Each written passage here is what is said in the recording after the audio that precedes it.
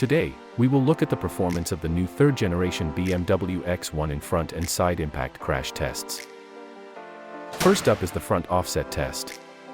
The BMW struggled in this test, earning a score of only 45%.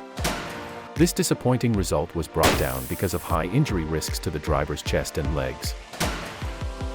Fortunately, the X1 performed much better in the full-width frontal test, scoring 93%. Next up are the two side impact tests. One involves a barrier striking the vehicle. The other involves the vehicle colliding with a rigid pole. In both these side impact tests, the BMW earned perfect scores of 100%.